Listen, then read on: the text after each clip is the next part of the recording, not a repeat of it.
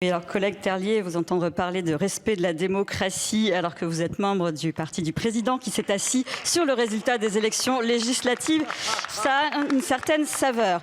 Bref, ce dont nous parlons là, c'est donc un amendement qui, on l'a compris, résulte du traumatisme de la déclaration d'illégalité de l'autoroute A69, dont je rappelle que l'État en est entièrement responsable. C'est l'État qui a choisi d'engager des travaux alors qu'il savait qu'il y avait un très fort risque d'illégalité. C'est l'État et l'État seul qui est responsable du fiasco actuel. Ici, vous proposez donc de déclarer la raison impérative d'intérêt public majeur au moment de la déclaration de l'utilité publique. En fait, vous mélangez deux législations différentes.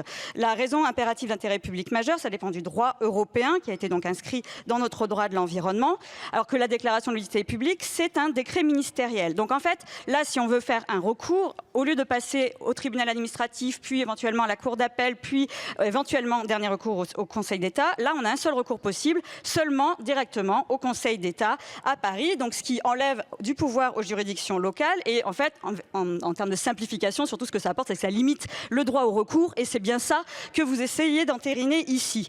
Il y a une deuxième limite qui serait entérinée, c'est celle de l'information au public, parce qu'en réalité c'est pas vrai de dire que le public est largement informé au moment de la DUP, c'est au moment de la mise en œuvre du projet réellement que les gens s'informent, donc là on risque fortement de nuire à notre Constitution tout simplement et à la garantie de l'information du public en matière de risques environnementaux. Ça c'est dans la charte de l'environnement, l'article 7.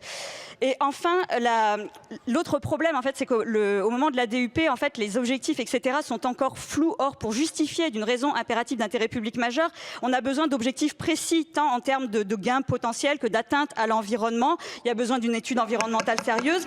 Donc moi j'ai une autre proposition, en fait, c'est qu'on ne démarre pas des travaux quand les autorités indépendantes nous disent qu'il y a un risque d'illégalité.